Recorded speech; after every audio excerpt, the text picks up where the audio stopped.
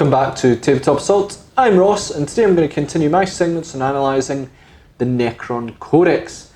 Today I'm going to look at the Doom Scythe, one of the two flyers in the Codex that gives you a bit more option on terms of, I suppose, mobility for Necrons, but this one's the more damage dealing one. How this works is I'm going to have a look at the unit in the Codex itself, have a look at stats, I'm going to have a look at weapon options, loadouts, and special rules. After that, I'm going to talk about loadout and sort of suggest rules, the ways I would recommend play them, have a look at their sort of dynasty codes as well, and any stratagems that will be applicable as well. So with that, let's have a look at the Doom Scythe. So Doom Scythe does have varying movement. It starts from 20 to 60 inches, and then as it gets weakened it's 20 to 40, then 20 to 25. Obviously that 20 to 60 is really nice, gives you a lot of mobility to move in different places. The 20 to 25 is not ideal, it's forcing you to move a small amount, which can be quite tricky. I wonder what happens if you can't actually move 5 inches in any direction. Do you get destroyed if you can't place the model down? Oh no. I need to check that, I'll be in errata somewhere. Either way, you know, once it becomes a lot more slower, it becomes a lot more difficult to place. So weapon skill is 6+, you're not going to worry about that. This skill is variant is 3 at maximum efficiency and then 4 to 5, which you can expect for a vehicle that does damage output through ballistic skill. Strength and toughness of 6. Now you really want it to be toughness 7 because you're not going to be worried about strength. It is a flying unit that's going through space. You'd think that maybe it'd be a bit tougher, but again, this is kind of Necron vehicles. They do seem to be a little bit more fragile on that side. 12 wounds, which is not bad. Attacks vary from 3, D3 and 1. Again, you're not going to need to worry about that.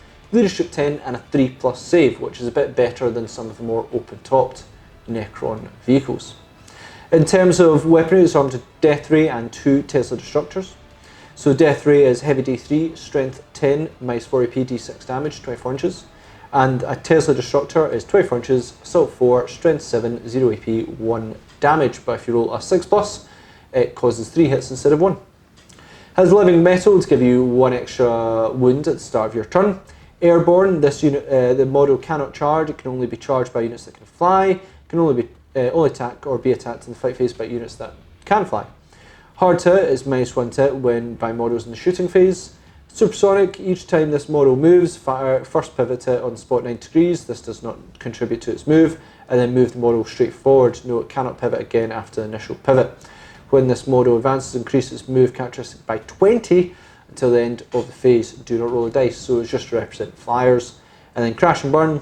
If it's reduced to 0 wounds on a 6, we roll a dice on a 6, it explodes. Everything within 6 inches suffers D3 mortal wounds. So that's what it is in the Codex, but let's have a look at my thoughts. So the Doom Scythe is an interesting one, armed with the Death Ray, which is fairly similar to the Doomsday Arc weapon, but minus an AP, and does D3 shots instead of D6, and its range is a lot less. Between the two, the Doomsday Arc simply takes out bigger targets better. However, the Doom Scythe does have the advantage of always being strength 10, while the Doomsday Arc, if you move it, it's not quite, and is very, very mobile. They both have protection in different ways. The Doomsday Arc has the mighty quantum shielding, but the Doom Scythe does have -1 hit when shooting at it, and it can't really be charged, so except by other units with fly, so that does give it a bit more survivability there. They both have, so overall this sees the Doomsday Arc take the point when it comes to long range killing, which the Necrons do need a bit more help on. They do mid range quite well, but long range they do suffer on. However, the Doom Scythe does have its advantage, even after the fact that you can't do so much blocking with it. You know, units can actually move through its base, they just can't end up finishing their movement within an inch of their base. Because a lot of people are like blocking whole armies by just having flyers going across the field and going, right, you can't get past me. They did errata that. So people can't do it. The Doom Scythe still sees plenty of use in competitive play though, due to the advantages, and also stratagem that if your opponent does not deal with, is going to cause them a few problems, and we'll speak about them later. Let's concentrate on the weapons for now. The Death Ray, a short-range, high-strength weapon, has the weakness that because you're constantly on the move, it's more or less going to be -1 hit all the time, though there are ways around it. This is amazing for big targets, but only causing D3 shots does not make it super reliable. Also, not as good. Where your aim is really your your aim is really, you want to put them where you want them to be. Perhaps, they can find, due to the movement, you can maybe find like a stray character moving about. It might have a shield, but you may be able to move Doom Scythe right beside them and then just shoot the death ray at them. That's something that the Doomsday Arc couldn't do, because it's traditionally staying still. So, good way of hunting vulnerable targets, say characters with no invul save. Yeah, I could definitely see a use for the death ray there. Tesla Destructor, so I don't really like Tesla on vehicles. There's ways to utilise Tesla, I think, a lot better with Necrons. We know what Tesla does, and this one does 8 shots from having 2 of them. And even if you do fire all the shots, statistically, you're still looking at 8 shots hitting, which is fine. Think of that 8 to 10 roughly. Nothing to show about, and it's not that bad at killing a few weak infantry. Personally, I'd love for it to be like 2 damage. And then it would really be good at taking out a lot more of the more elite units that have maybe 2 wounds, and then it just means that you're just going to get more reliable damage and any unsaved wounds. But at the moment, 1 damage is a little bit lackluster. Dynasty codes, we have Sutek, Relentless Advance. If a unit with this code advances, treat all its ranged weapons as being equipped as assault weapons until the end of the turn, e.g. rapid fire 1 weapon is treated as assault weapon 1, and heavy d6 treated as assault d6. In addition, unless it is advanced this turn, a unit with this code does not suffer the penalty to hit roll for moving and firing heavy weapons. Now, I very rarely actually recommend Sutek, but I think for Doom Scythe this is pretty much a no-brainer. In fact, I write that here as pretty much the only one I'm going to recommend. It'll keep you on the go and fire the death ray far more efficiently. When I look at the competitive list with this Doom Scythe, it's traditionally seen with 3 Sutek.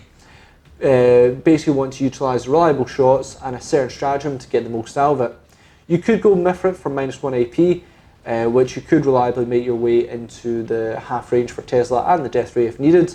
But overall, Death Ray, is going to connect far more reliably with Sutek, and it just means you're not forced being too close to your opponent if you don't need to be. Next up, we're going to go into stratagems. So let's start with the big one then, I guess. Amalgamated targeting data. 1 command point. Use the stratagem in the shooting phase if a Dynasty Doom Scythe from your army is within 6 inches of 2 other Dynasty Doom Scythes. The Doom Scythe cannot fire its death ray this phase. Instead, the Doom Scythes, all 3 of them can't. Instead, select a point on the battlefield within 24 inches of all 3 vehicles that is visible to all of them. Roll a d6 for each unit within 3 inches of that point. Add 1 to the result if there's 5 or more models in the unit, but subtract 1 if there's a character being rolled for. On a 4+, the unit suffers 3d3 mortal wounds. So this is the reason why people take 3 of these in a list. The weapon may do the damage, but if your opponent thinks about stacking up, trying to benefit from lots of aura abilities, this will certainly put them off it. With a bit of luck, it can unleash a fair bit of damage, though it does, bad luck, it may do nothing. Also, it is only 1 command point, so that is ludicrously cheap. Disadvantage is that you do have to have 3 of these if you want to actually take use of it. And if your opponent does get turn 1, you can bet that they're going to do everything they can to at least kill one of them, nullifying this stratagem entirely. However, 3d3 mortal wounds is actually pretty scary in an aura ability, and it can hurt. What it does not cost in command points is costing you in your general points for your army. This can be devastating, but failure is a hindrance, and I would not back a game on this, but it does offer a good bit of distraction for your opponent, because they might be like, I need to deal with that, I'm going to have to suffer the -1 to it, and it means other units can benefit. But if you see 3 Doom Scythes on the field, bet more than anything, they are planning to use this stratagem and do not stack up your units. And I'm probably saying that more for the people who are not Necro players, but that is what they're planning to do. And if you see your opponent that does stack up, then yeah, 3 Doom Scythes and absolutely obliterate away. If I was facing David's Imperial Fist, who loves to just hunk down in a terrain, then yeah. But David's a good player and played this game a lot. He knows that not to use the Doom Scythe, not to use stacking up when using a Doom Scythe, when I'm using it. Next up, we're going to go with Damage Control Override. 1 command point, use a stratagem at the start of any turn. Pick a Necron vehicle from your army until the end of this turn, use the top row for that vehicle's damage table, regardless of how many wounds it's left. This ends immediately if the model is reduced to 0 wounds.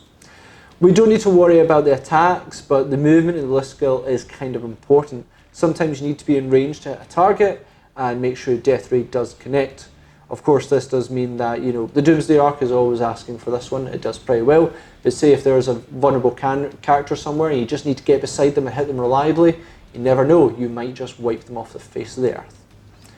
Methodical Destruction, 2 command points. Use the stratagem after a Sutek unit from your army has inflicted unsaved wounds on an enemy unit. Add a 1 to hit roll for friendly Sutek units that target the same enemy unit this turn. The Doom Scythe is certainly going to probably be Sutek. Well, not for sure, it might not be. However, the Death Ray and the Tesla Destructor is a good way to get this stratagem to go off. And it might do quite well. Say you've got like a big dangerous enemy unit, use the Death Ray to try and wound it. You have wounded it, then, you know, maybe you might have Doomsday Arcs that benefit from the +1, which would also help as well. Though Doomsday Arc are probably going to be Nihilaka because they want to reroll 1 set. But generally, you know, this is a good unit that's generally designed probably best to be Sutek, so this one does work well. Maybe you've run out of command points, but you've still got 3 Doom Scythes, then you're just going to put in all the shots. Well, then if you've ran out of command points, you can't use this one. So no, you probably shouldn't be using this if you have 3 Doom Scythes left. You should probably be using the amalgamated data one to cause more damage. What I'm saying is if you've got a lot of Sutek forces, then yeah, use this one. It's a good way to activate it. So yeah, what I'd say in this one, I find this one to be alright, but not great. You know, summarising this one, their trick with amalgamated targeting data can be really good, and that is really what you're banking on when you take a unit of 3 Doom Scythe. But your opponent can play around and try and prevent this. I'd say that amalgamated targeting should be changed up slightly. Maybe it only works for 1 at 1 command point, but only activates on a 6, where that, you know, the pluses may still apply, but +1 for every Doom Scythe nearby and gives up the Death Ray shot. I'm not sure. I personally don't like these stratagems that require 3 of a certain unit to actually activate a big mega ability because it's too easily countered. I'd prefer if maybe varying profile that makes it more powerful if more units give up their shooting abilities or other abilities to add into it. But I just don't like, because if your opponent, it's either turn 1 you get it and you activate it and do a lot of damage, or your opponent goes first and go, right, I need to kill one of them to stop them having too much of an effect. So I'd just like to maybe see those stratagems changed up slightly. I think that's why we've not seen too many of them in quite a few codexes time. So thanks again for watching. Please comment, share, like and subscribe. Let me know what you think of the Doom Scythe. It is one of those units that I'm like, I don't really know on, but it is competitive because it has a good potential alpha strike with a stratagem. You can also check us out on social media to see our upcoming projects, things we're working on, and check us out on Patreon to help support the channel, bring you more content because we absolutely love doing so. So thanks again, we'll see you on our Tabletop Assault Battle Report.